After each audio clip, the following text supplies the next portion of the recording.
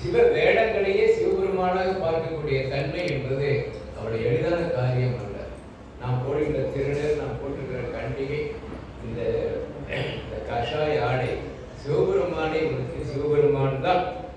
இந்த கருத்துக்கு ஆதாரம் சிவஞான போதத்தினுடைய 12ஆம் சூத்திரம்.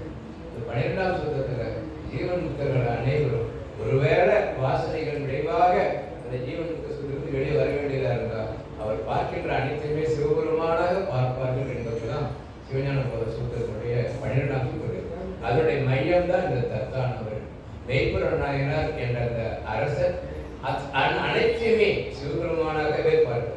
இந்த சிவ வடிவங்களுக்கு எதிராக அவர் என்ன செய்தார்? அந்த இப்படி நம்பினதான் இந்த அனுபவத்தை தெரிந்து கொண்டிருந்தாலும் சமுதாயம் இதை சரியாக புரிந்து கொள்ளாது. இதுதான் நம்முடைய சமுதாயத்தினுடைய இயல்பு. இந்த சமுதாயத்தினுடைய இயல்பு எப்படின்னு சொன்னா, நான் புரிந்து கொள்றதுக்காக ஒரு சின்ன உதாரணம் சொல்றேன். ஒருவேளை இந்த முடி இருக்கிறேன், இந்த முடியை கூட நீங்க வீட்டில் வச்சுட்டீங்க அப்படின்னா உங்களுக்கு மாசமா இதே ஒவ்வொரு அக்ஷன் தேதி அன்னைக்கு குறைஞ்சபட்சம் 2 கோடிங்க தயங்காம வாங்கிடுவீங்கன்னு சொல்லிட்டீங்கன்னு வச்சுக்கீங்க. எனக்கு ஏற்படக்கூடிய வலிப்பத்தை கவலைப்படாம எல்லாரும் இருக்காங்க. புரியுதா? இதுதான் சமுதாயம். இதுதான் சமுதாயம். இந்த சமுதாயத்துல மெய்ப்பொருள் நாயனார் என்பது எப்படி வாழும்? அது ஒரு அரசனாக இருக்கு. சாதாரண மனிதர்கள் வாழலாம். ஒரு அரசனாக இருந்து கொண்டு இந்த கருத்தியல்ல எப்படி வாழ முடியும்? அது வாழ்ந்ததுனால் என்ன பலன் அப்படிங்கிறது தான் நம்முடைய தலைப்பு.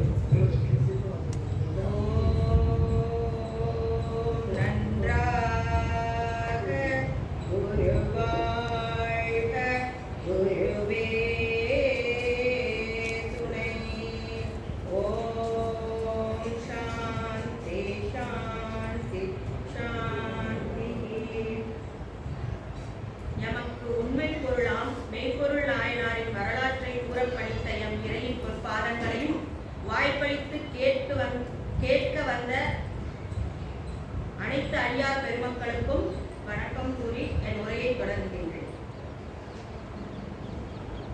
தத்தா நமர் என்பது எனது தலைப்பு. சேது நாட்டின் தலைநகர் திருக்கோமலூராகும். அந்த நகரம் தென்னாட்டின் தென்கரையில் அமைந்துள்ளது. திருநீற்றுக்கும் திருவேடத்திற்கும் உள்ள மதிப்பே மெய்ப்பொருள் நாயனாரின் வரலாறு. அந்த நகரத்தில் வேளாளர் என்ற குல மக்கள் மங்கையொரு பாகரான சிவபெருமானிடம் அன்பு கொண்டு தொண்டு புரிந்து சைவ பரம்பரையாக வாழ்ந்து வந்தனர். நம்மில் சைவம் என்றால் என்ன பொருள்?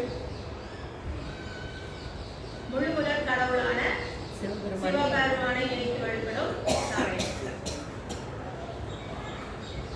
அந்த மரபில் மலையமான் வழி வந்தவரான ஒரு வேந்தர், அந்த அரசரினுடைய பெயர் தெரியல, சிறந்து விளங்கினார். அவர் ஈசனுக்கு அன்பர்களான, யாருக்கு?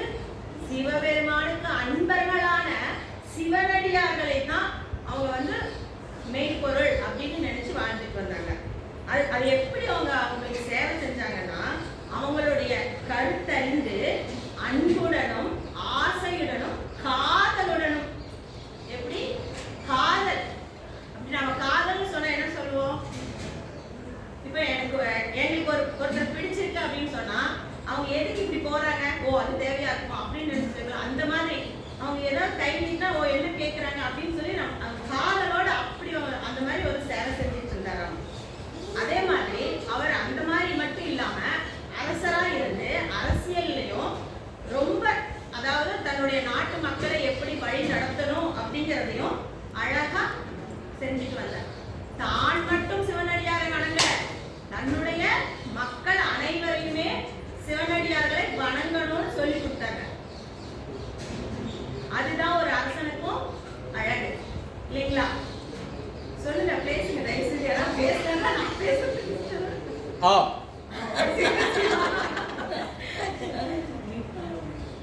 அதே மாதிரி அவங்க சிவத்தொண்டு புரியுறாங்க, தன்னுடைய மக்களுக்கு நல்லாட்சி புரியுறாங்க. அது மட்டும் இல்ல, யாராவது போருக்கு எதிர்த்து வந்தாலுமே தன்னுடைய நாட்டு மக்களை பாதுகாக்க வீரத்தோடு நின்று போரும் புரியுவாங்க. சரிங்களா? அது எப்படி? வீர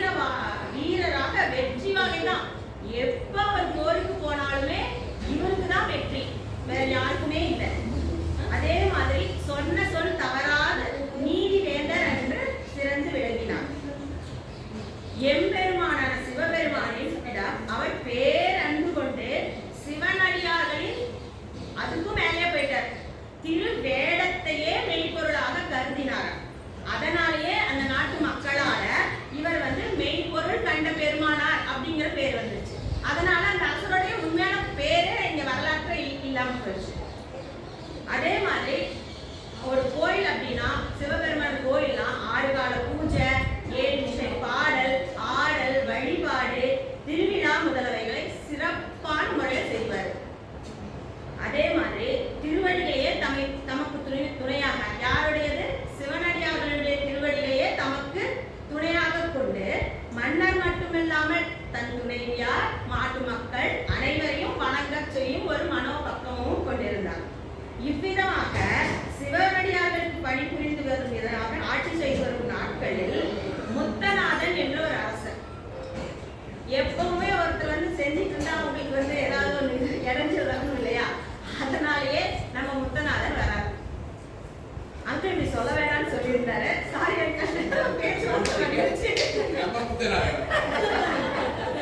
இல்லைங்க எதிரியை கூட நம்மவர் அப்படின்னு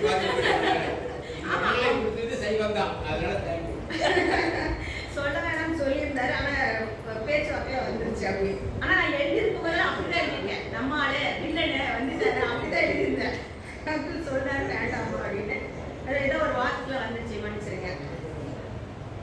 அவர் நிறைய தடவை, ஒரு தடவை 2 தடவை நிறைய தடவை இந்த நாட்டுக்கு மேல படையெடுத்து வந்தார். ஏன் அப்படின்னா இந்த நாட்டில் இருக்கிற வளமும் அந்த மக்களுடைய அந்த பணிவு, பொறுமை இதெல்லாம் பார்த்தோன்னா அவங்களுக்கு ஒரு ஆசை, நாம இந்த நாட்டை ஆளணும் அப்படின்னு அவர் நிறைய தடவை போர் கொடுத்துட்டு வர்றாரு. ஆனா ஒரு தடவை கூட அவரால் வெல்லவே முடியாது. அப்ப என்ன பண்றாரு? ஒவ்வொரு படையா இழக்கிறாரு. யானை படையை எழுந்துடுறாரு, குதிரை படையை எழுந்துடுறாரு, காலை எல்லாரும் இழந்துட்டு. ஆனாலும் அவருக்கு அந்த ஆசை மட்டும் போல, இந்த நாட்டை நாம எடுத்துக்கணும் அப்படிங்கிற அந்த ஆசை போகவே இல்லை. சரி, இப்ப நான் உங்ககிட்ட கேட்கிறேன். இப்ப நாம ஒருத்தர் செய்யற ஒரு இது ஆசைப்படுதுன்னு சொன்னா முதல்ல நேர்வழியில முயற்சி பண்ணுவோம். இல்லைன்னா அப்புறம் அடுத்தது என்ன இது பண்ணுவோம்? இவங்களுக்கு எதாப்பா வீக் பாயிண்ட், என்னப்பா பலவீனம், எங்க அடிச்சாப்பா இவங்க விடுவாங்க அப்படின்னு ஒரு பாயிண்ட் இருக்குல்ல, அதை பத்தி யோசனை பண்றாங்க. சரி, அப்படி அவங்க ஜெயிக்கணுங்கிற ஒரு வெறி வந்தாச்சு. அது அதனால அவங்க என்ன பண்றாங்கன்னா அவருடைய பலவீனம் என்ன அப்படிங்கிறத பத்தி யோசனை பண்றாரு. ஆனா அவருடைய ஒரே பலவீனம் சிவனடியார்களின் வேடத்தை யார் வந்தாலுமே அந்த திருவேடத்தையே மெய்ப்பொருளாக நினைக்கிறார் இல்லையா? சோ அதை வச்சு இவர் அவரை வீழ்த்தணும் அப்படின்னு முடிவு பண்ணிடுவாங்க. அது ஒரு விஷயத்தை பத்தி நல்லதோ கெட்டதோ அதை பத்தியே சிந்திச்சுட்டு இருந்தா நம்மளுக்கு ஒரு வழி வந்துருந்தாங்க. அதே மாதிரிதான் நம்ம சாமியும் அருந்துரைகள்ல சொல்லியிருக்காங்க. பக்கம் 66, 67 போன வாரம் வெள்ளிக்கிழமை நமக்கு கிளாஸ் எடுத்தாரு இல்லையா? ஒரு பொருளை ஒரு விஷயத்தை பத்தி சிந்திச்சுட்டே இருக்கணும்னு. தத் சிந்தனம், தத் கலனம், கதனம், அந்நியோன்யம், தத் பிரபாஷணம். அதேதான். அத மாதிரி சிந்தனை செஞ்சுட்டே இருந்ததுனால அவருடைய வீக் பாயிண்ட் இவருக்கு தெரிஞ்சுது. ஓகேவா? அதனால இந்த இடத்துல என்னுடைய விருப்பம் என்ன அப்படிங்கிற ஒரு சின்ன கதை. இந்த தலைப்பு எனக்கு எப்படி ஏற்படுதுன்னு தெரியல. எனக்கு அம்மா சொல்றாங்க, அன்னைக்கு ஊருக்கு இந்த மாதிரி எல்லாரும் பேசுறாங்கம்மா அப்படின்னு. ஆனா பேசணும்னு எனக்கு 2-3 மாசத்துக்கு முன்னாடி ஆசை. நாமளும் அந்த மைண்ட் போய் பேசலாமே, எங்களுக்கு தெரிஞ்சு பேசலாமேன்னு ஆசை. நான் அங்கிட்ட கேட்கலான்னு நினைச்சேன். ஃபர்ஸ்ட் சாமி கிட்ட போய் விண்ணப்பம் போட்டு வந்தாச்சு. சரி, சாமி பார்த்துக்கு வர அப்படின்னு. ஆனா அம்மா மூலியமா அந்த தகவல் எனக்கு கிடைச்சது. அப்புறம் அன்புல 2 நாளுக்கு முன்னாடி ஃபோன் பண்ணி சொல்றாரு, அம்மா உன்னுடைய தலைப்பு தத்தா நமர் அப்படின்னு. அங்க சுத்தமா புரியல அப்படின்னு. அங்க 2-3 தடவை சொல்றாரு தத்தா நமர். வார்த்தையே காதில் விழல.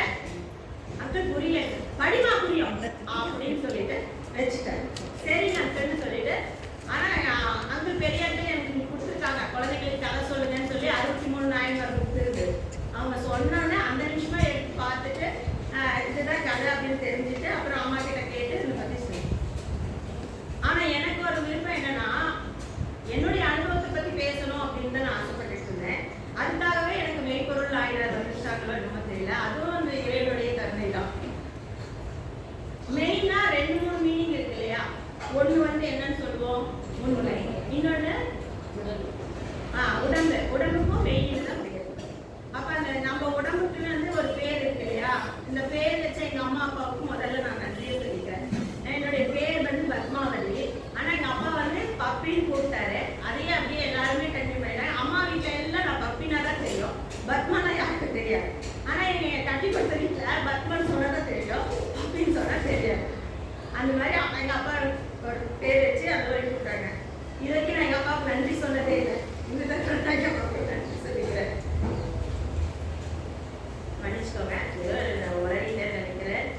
என்னுடைய இதை சொல்லணும்னு நினைச்சு நான் சொல்லிட்டேன்.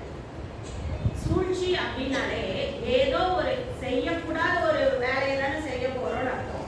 அதே மாதிரிதான் அவரும் என்ன பண்ணாரு, அவருக்கு வந்து இந்த திருநீரோ இந்த திருவேடத்தையோ பத்தி தெரியாது. அதனால என்ன பண்ணாரு, ஒரு நாள் திருக்கோயிலுக்கு வந்துடுறாங்க. முத்தநாதன் வந்துட்டு தன் நெற்றியில வச்சுக்கிறாங்க, ஃபுல்லா திருமந்திரத்தை வச்சுட்டாங்க. ஆனா உடல்ல எந்தெந்த பாகத்துல திருமந்திரம் வைக்கணும்னு அவங்களுக்கு தெரியாது. அதனால என்ன பண்ணாரு, உடம்பு முழுக்க பூசிக்கிறாங்க. உடம்பு முழுக்க பூசிக்கிட்டு சடைமுறைய வந்து இந்த தலையில கட்டிட்டு ஒரு புத்தக கவனினா தெரியல, வெற்றில எவ்வளவு சுத்தினா இவ்வளவு பெருசு வரும்ல, அதுக்குள்ள ஒரு குருவால மறைச்சு வச்சு எடுத்துட்டு வர்றாங்க. ஒரு புத்தக கட்டை எப்படியும் நம்ம இருக்கணும் அப்படிங்கிறதுக்காக அந்த புத்தக கட்டுல அவரை கொள்றதுக்காக ஆயுதத்தை எடுத்துட்டு வர்றாரு. ஆனா அதுல அப்ப இது எல்லாத்தையும் எடுத்துக்கிட்டு மனசுல அஞ்சலியும் வச்சுக்கிட்டு அவர் வந்து நம்ம ராஜா கிட்ட வர்றாரு. ஆனா அந்த இடத்துல அவர் வந்து உள்ள கூறுதல் இருந்து எல்லாருமே என்ன பண்றாங்க, மக்கள் அனைவரும் அவங்கள வணங்கி வழிபட்டுட்டு கூட்டிகிட்டே வர்றாங்க. அதே மாதிரி அரண்மனைக்கும் வந்துடுறாரு. வந்தோடனே அங்க இருக்கிற காவலர்கள் என்ன சொன்னாங்க, அது மன்னனுடைய ஆணைப்படி சிவனடியார்கள் யார் வந்தாலுமே எந்த ஒரு செக்கும் இல்லை, செக் பண்றதே இல்லை, தாங்கள் உள்ளே செல்லலாம் அப்படின்னு சொல்லி தான் உள்ள அனுப்புறாங்க. அதே மாதிரி எல்லா தடையும் மீறி அவங்க போயிட்டே இருக்காங்க. போயிட்டே இருக்கும்போது அப்புறம் அவங்க இருக்கிறது வந்து எங்க பள்ளியறையில, அரசர் இருப்பது பள்ளியறையில. அங்க பள்ளியறையில காவல் காத்துட்டு இருக்கிற ஒரு காவலருடைய பெயர் தான் தத்தன். அவருடைய பெயர் தத்தன். அவருக்கு வந்து ஏதோ ஒரு சின்ன நெருடல் மனசுக்குள்ள, என்னமோ சரியில்லையே இவர்கிட்ட அப்படின்னு. ஆனா அரசரின் ஆணை என்ன, சிவனடியார்களை தடுக்க கூடாது. அதனால அவர் வந்து சொல்றாங்க, தயவு செய்து மன்னிச்சுட்டீங்க, அரசர் தூங்குறாங்க, கொஞ்ச நேரம் காத்திருக்கேன்னு சொல்றாங்க. ஆனா இவருக்கு உடனே படபடன்னு ஆயிடுது. இப்ப நாமளே ஒரு தப்பு வேலை பண்றோம் அப்படின்னா கடைசி நிமிஷத்துல படப்படப்படன்னு அடிச்சுக்கோ, முடிச்சுக்கோமா முடிக்க மாட்டோமாங்கிற ஒரு இதுல. அதே மாதிரிதான் அவரு என்ன சொன்னாரு, என்ன சொல்றதுன்னே தெரியல. நான் வந்து உங்க அரசனுக்கு வந்து ஒரு நல்ல ஒரு இதை உண்மை பொருளை ஈடுபேர் அளிக்கவல்ல ஒரு விஷயத்தை சொல்றதுக்காக, உறுதி பொருளை பத்தி சொல்றதுக்காக வந்திருக்கேன், நீ என்ன தடுக்காத, தள்ளி நீ அப்படின்னு சொல்லி சத்தம் போட்டுட்டு உள்ள போற. சிவனடியார்கள் அந்த மாதிரி செய்ய மாட்டாங்க இல்லையா? ஆனா புகுந்தே விடுற, அடுக்கறைக்குள்ளே போயிடுறாங்க. அங்க அரசர் தூங்கிட்டு இருக்காங்க, பக்கத்துல உட்காந்து அரசமாதேவி பணிவிடை செஞ்சுட்டு இருக்காங்க, அதாவது கால் பிடிச்சு வச்சுட்டு இருக்காங்க. இதை பார்த்துமையாவது நின்று இருக்கணும். அதுவும் பண்ணல, டக்குன்னு படுக்கைக்கு பக்கத்துலேயே போயிட்டாங்க. உடனே அவருக்கு என்ன பண்ணாங்க, அரசி வந்து அப்படியே பயந்து போய் டக்குன்னு எழுந்துட்டு அவங்களையும் எழுப்பி விடுறாங்க, இந்த மாதிரி சிவனடியார் வந்திருக்காங்க அப்படின்னு. அவரும் எழுந்த மன்னனார் நிற்கும் வஞ்சகனா முத்தநாதனை உண்மையில் சிவனடியார் என்றே நம்பினார். உடனே அவர் அங்க உட்கார்ந்துட்டு இருக்கும்போதே, அதாவது படுக்கையில உட்கார்ந்துட்டு இருக்கும்போது அவரை கையிலையும் குவித்து கும்பிட்டபடியே கட்டிலை விட்டு கீழே குதிக்கிறாங்க. குதிச்சு அவரை வரவேற்று தலை வணங்கி, அடிகளே எனக்கு மங்களம் அழிந்து வந்த நீங்க புது வாழ்வே எனக்கு வந்திருப்ப மாதிரி தெரியுது, தயவு செய்து உட்காருங்க அப்படின்னு சொல்லி அவங்கள உபசரிக்கிறாங்க. ஆனா அதுக்கு அவங்க கேட்கிறாங்க, எதுக்காக இங்க இவ்வளவு அவசரமா வந்திருக்கீங்க, அதுக்கு என்ன காரணம் சொல்லுங்க அப்படின்னு சொல்லி கேட்கும்போது, இந்த இடத்துல திரும்பவும் அந்த முத்தநாதன் வந்து ஒரு பிழை பண்றார். என்னமோ அதை சொல்லணுமே அப்படிங்கிறதுக்காக அவசரமா, உங்கள் சிவபெருமானார் திருவாய் மலர்ந்தருளிய சிவ ஆகம நூல்களில் முதுமையான ஒரு நூல் என்னிடம் உள்ளது. அதை பற்றி அபூர்வமான இருக்கும் அந்த சிந்தனைகளை பற்றி உமக்கு போதிப்பதற்காகவே நான் இங்க வந்திருக்கேன் அப்படின்னு சொல்றார். ஆனா இவரை வந்து அவர் என்ன நினைச்சிட்டு இருக்காரு, சிவனடியாக நினைச்சிட்டு இருக்கிறதுனால சிவபெருமானே அப்படிங்கிற அந்த திருவேடத்துக்கும் அந்த திருமந்திரத்துக்கும் அவர் வச்சிருக்க இதுல அவர் செஞ்ச அந்த தவறையும் நாம் அவர் அரசர் வந்து கவனிக்கல. என்ன சொன்னாரு, உங்க அப்படி நாம சொல்லிருக்கோமா, என்ன சொல்லுவோம், நம்ம சிவபெருமான் இல்லையா, அப்படித்தானே சொல்லுவோம். அதையும் அவர் கவனிக்கல. நம்ம முத்தநாதன் ஆனா வாய்க்காப்பனாகிய தத்தனுக்கோ நெஞ்சு படப்படுத்திட்டு இருக்கு.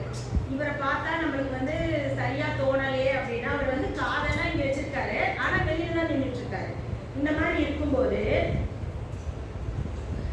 விஷயத்தை அந்த நூல் அப்படி என்னதான் எழுதி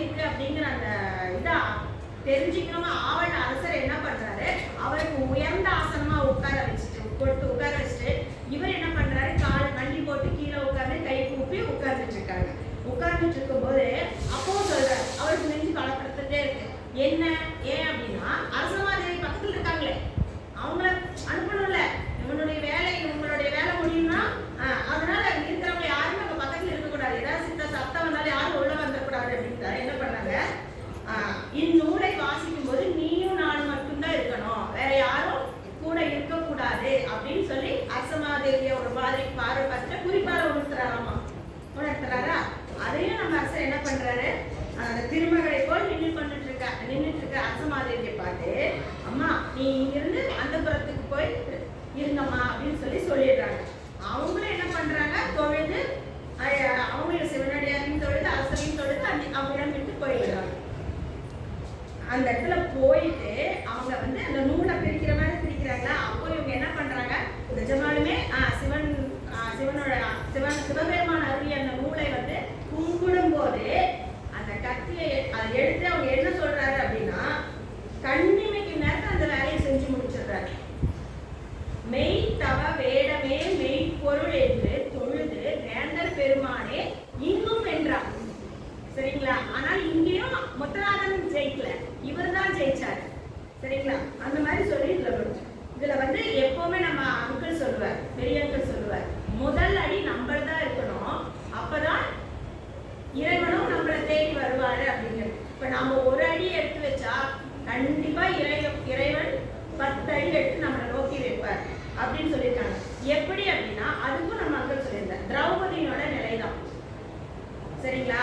இப்போ அது ஒரே ஒரு பிட்டு தான், அது எடுத்துட்டா ஃபுல்லா உடம்பு தெரியுது. அப்படி இருக்கும்போது கையை தூக்குனாங்கல்ல, அந்த மாதிரி ஒரு நம்பிக்கை இருந்தாதான் நம்ம வந்து என்ன பண்ண முடியும், இறை பொருளை அடைய முடியும் அப்படிங்கிறது மட்டும். அப்பவும் என்ன சொல்றாங்க, நீங்க தான் சிவனடியார் கையால நான் சாகரத்துக்கு கொடுத்து வச்சிருக்கிறேன், நான் வந்து பெரும் சிவபதவி அடைய கொடுத்து வச்சிருக்கிறேன் அப்படின்னு சொல்லிட்டு தான் அவர் கீழே விடுறாரு. அப்ப அவருடைய பக்தி எவ்வளவு பெருசா இருக்கும். அந்த வஞ்சகனை கூட என்ன நினைக்கிறாரு, சிவனடியாரே சிவனே வந்து எனக்கு வந்து இந்த வாழ்வு வேண்டாம் அப்படின்னு சொல்லி என்னுடைய பாதம் வந்து அணைன்னு அவரே தான் சொல்றாருன்னு நினைச்சு அவர் வணங்கிட்டு கீழே விடுறாரு. இந்த சின்ன சவுண்டு கேட்டு நம்ம தத்தன் வெளியே நிக்கிறாருல, அவர் கேட்டுன்னு டக்கு உள்ள வந்து வாழ உருவிடுறாரு. அப்ப அவர் கீழே விடும்போது அவர் சொல்றதுதான் தத்தா நம அப்படின்னு, நம்முடைய அப்படின்னு சொல்றாரு. அப்படின்னா அவர் அப்படியே கண்ணு தண்ணி ஒழுகுது. அப்புறம் உடனே வாழ போட்டார். ஏன் அப்படின்னா அரசர் மேல இருக்கிற பக்தி.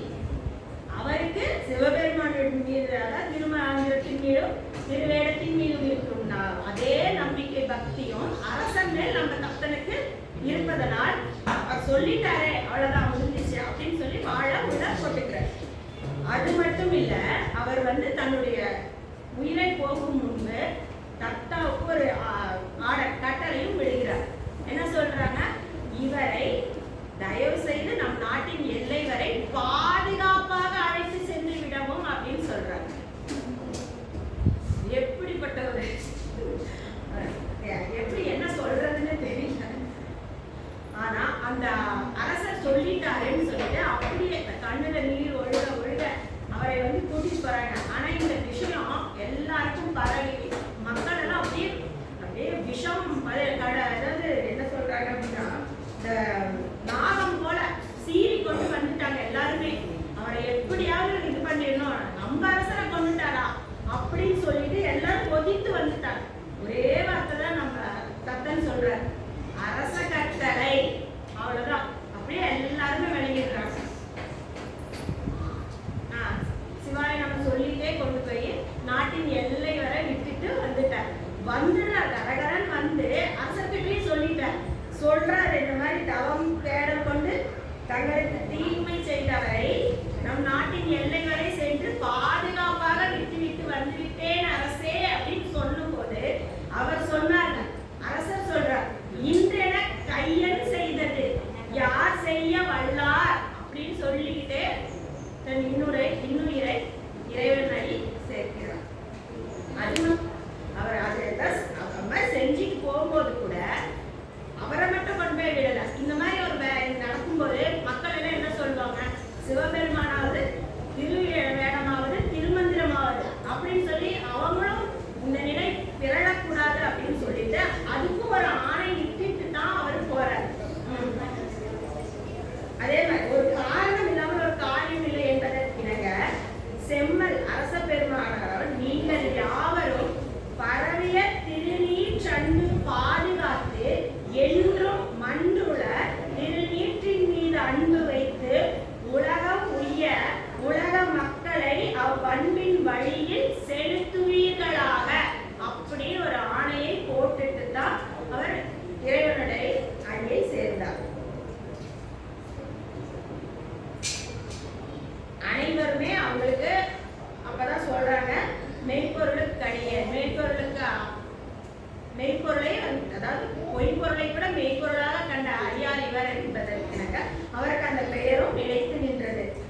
சிவபெருமான் உமாதேவியாருடன் அரசருக்கு காட்சி தந்து அருள மூவரும் தேவரும் காணாத முழுமுதலை மெய்ப்பொருளை கண்டார் நம்ம மெய்ப்பொருள் நாயனார்.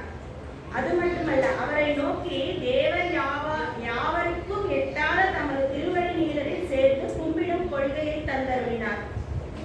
சைவ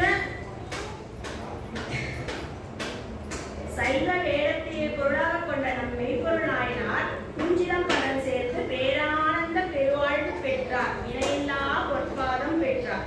இறைப்பொருளின் குஞ்சிலப்பதம் சேர இங்கு குழுமியிருக்கும் அடியார் பெருமக்களின் மலரடிகளையும் எமக்கு உண்மை பொருளாம் மெய்ப்பொருள் நாயனாரின் வரலாற்றை கூறப்படுத்த எம் இறையின் பொற்பாதங்களையும் பணிந்து வாய்ப்பளிக்கும் கேட்டும் உகந்த அனைத்து நல் உள்ளங்களுக்கும் நன்றி கூறி இறைக்கிறேன். நன்றி.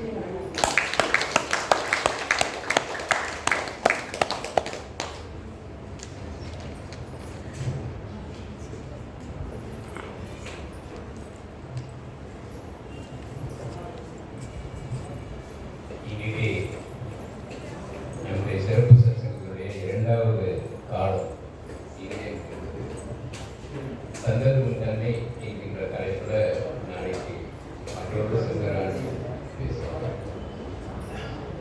5:20 தீட்சமான நபர்கள்லாம் அனுஷன் பண்ணுறாங்க.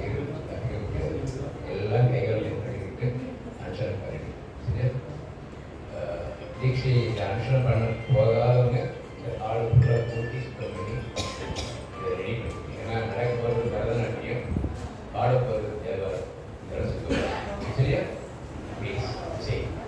தீட்சா வாங்குறாங்க, அனுஷனம் பண்ண வைக்கிறவங்க கைகள் வாங்க வைக்கணும். ஏன்னா எல்லாருமே அந்த திருநீட்டோட உட்காந்து பரதநாட்டியம் பார்த்தோம்னா நல்லா சரியா ஆடுகின்ற குழந்தைகளுக்கும் நல்லா இருக்கும்.